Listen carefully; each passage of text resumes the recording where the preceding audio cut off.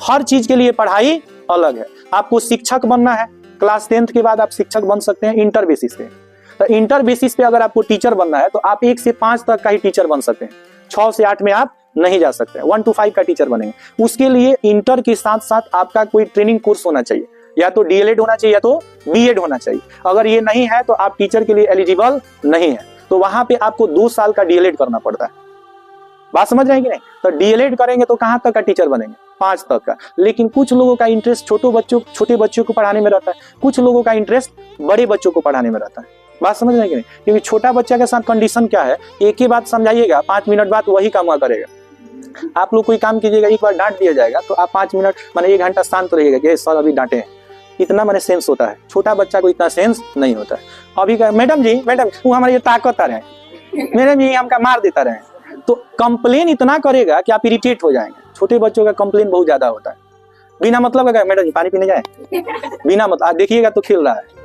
बात समझ रहे हैं कि नहीं? तो छोटे बच्चे को सब लोग टॉलरेट नहीं कर पाते हैं। इसलिए दूसरी बात है कि मान लीजिए कि बड़ा क्लास का टीचर बनना बड़ी बात नहीं है, बड़ा नॉलेज भी तो होना चाहिए।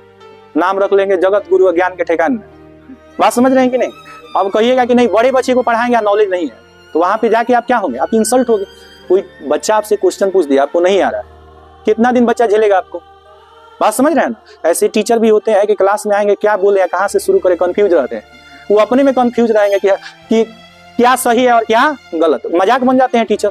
बात समझ रहे हैं कि नहीं? तो आपकी एलिजिबिलिटी क्या है ये तो आप जानते हैं कि कहां तक के बच्चों को आप पढ़ा सकते हैं। अच्छा, डीएलएड जो किया है वो 6 to 8 में भी पढ़ा सकता है, लेकिन उसके लिए आपको ग्रेजुएशन चाहिए। क्या चाहिए? ग्रेजुएशन। आप डीएलएड किए हैं और डीएलएड के साथ अगर आप ग्रेजुएट हैं, क्या है ग्रेजुएट, तो आप 6 to 8 का भी टीचर बन सकते हैं। लेकिन अगर आपको 8 से ज्यादा का टीचर बनना है, अगर आपको मान लीजिए कि हाई स्कूल का टीचर बनना है, तो वहां आपका डीएलएड काम नहीं करेगा।